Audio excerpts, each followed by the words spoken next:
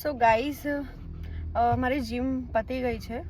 હવે જીમમાંથી workout finish કરીને હું અને હિમાંશુ લેબ પર જઈશું. ઇન બિટવીન હું કારમાં એનો વેઇટ કરું છું બિકોઝ એ બેંકમાં ગયો છે, થોડુંક કામ છે. સો હું એનો કારમાં વેઇટ કરું છું, મારું થોડુંક કામ કરું છું, ફોનમાં એડિટિંગ પતાવીશ. ધેન 12:30 મારો નાનો સન એની સ્કૂલમાંથી છૂટશે તો એને લેવા જઈશ લેબ પરથી. પછી એ આવશે, દેન અમે લેબ પર લંચ કરીશું. લંચ કર્યા પછી અમે 1:30-1:45 વાગે ઘરે જવા નીકળીશું.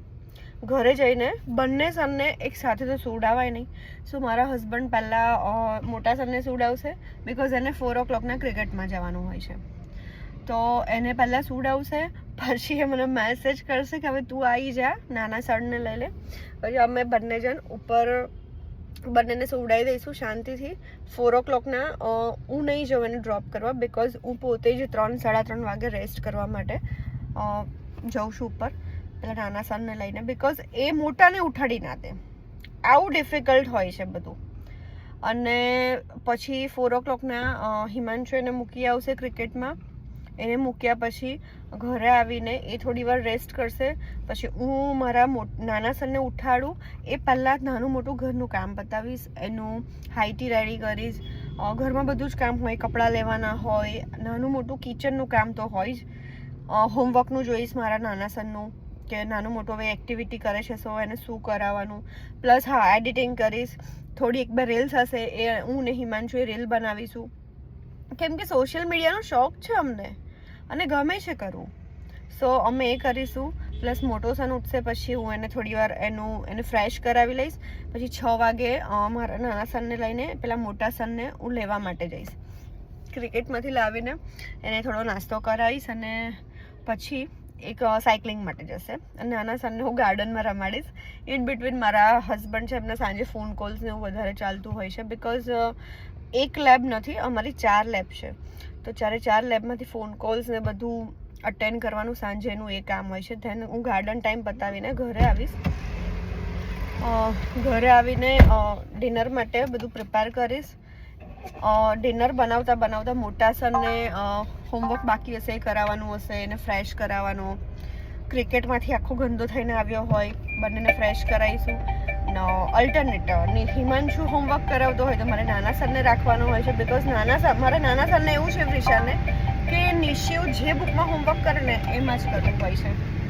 સો અલ્ટરનેટ એ કરીને પછી એક્સ્ટ્રા વર્ક કરાવીશું. હોમવર્ક સિવાય બીજું પણ હું એને લર્ન કરાવું છું નાનું મોટું. પછી ટીવી જોશે. ડિનર પતાવીને એને 9 o'clockને સુવડાવવાનું હોય છે. સો હિમાંશુ એને સુવા લઈ જશે. ત્યાં સુધી હું પહેલાં મારા નાના સરને બહાર રમવા લઈ જઈશ. ઘરે ટીવીમાં કંઈક એક્ટિવિટી બતાવીશ, લાઈક કોઈ ગેમ્સ હોય નાના કિડ્સની, ABCD છે, એ બધું રૂટીન ફિનિશ થાય પછી 10 o'clock કે 11:30 અમે લોકો સૂઈ જઈશું. અને અર્લી મોર્નિંગ તો 5:30 ઉઠવાનું. આ બધા જ રૂટીનમાં અમને શોખ છે એટલા માટે અમે લોકો એડિટિંગ ને બધું કરી લઈએ છીએ ટાઈમ કાઢીને. ઇવન ટોયલેટમાં બી જાઉં છું ને તો ફોન લઈને જાઉં છું કે ટોયલેટમાં 2-5 મિનિટનો ટાઈમ મળે તો એડિટ થઈ જાય વિડીયો. સો હું પણ ફ્રી નથી હોતી. મારી ડેલીની લાઈફ બી આટલી જ બિઝી હોય છે, પણ આટલી બિઝી લાઈફમાંથી ટાઈમ કાઢી લેવો એ બહુ જ મોટી વસ્તુ છે. અને હું ઈચ્છું છું કે બધા જ લોકો આવું કરો. વર્કઆઉટ, રનિંગ, વોકિંગ બધું જ કરો. અમે લોકો પણ કરીએ જ છે, મેનેજ કરીએ છીએ. ઇવન હિમાંશુ બી જ્યારે બી ઘરે હોય ત્યારે એના ફોન કોલ્સ ચાલતા હોય ત્યારે બંનેમાંથી એકને થોડી વાર બહાર લઈ જશે. એ દૂર રહીને ભલે રમતા હોય, એના ફોન કોલ્સ પતાવશે. હું મારું કામ કરતાં પહેલાં મોટાનું હોમવર્ક કરાવું. આ રીતે સેટ કરીને કરી લઈએ છીએ. સો અમે ફ્રી નથી, અમારી લાઈફ બી એટલી જ બિઝી છે. ઇન બિટવીન અમે આ બધું કરી લઈએ છીએ. બધી લેબનું જોવાનું ને? હા, બધી જ લેબના ફોન કોલ આવે, બધા અટેન્ડ કરવાના. કારમાં ઘણીવાર પેલા બંને જણ કચકચ કરતા હોય, એકને આ જોઈએ એકને આ જોઈએ, બંનેને સેમ વસ્તુ જોઈએ. એ બધી જ વસ્તુ મેનેજ કરવાની. અને આ બધું એ લોકો તોફાન મસ્તી કરે તો એના પર ગુસ્સે તો નહીં જ થવાનું. બહુ જ પેશન્સ રાખવું પડે. એ પેશન્સ રાખીને કામ કરાવવાનું. એકને એક વસ્તુ 10 વાર શાંતિથી કહેવાની, એ જ બહુ મોટી વસ્તુ છે. બટ થઈ જાય છે, ચાલે છે રૂટીન.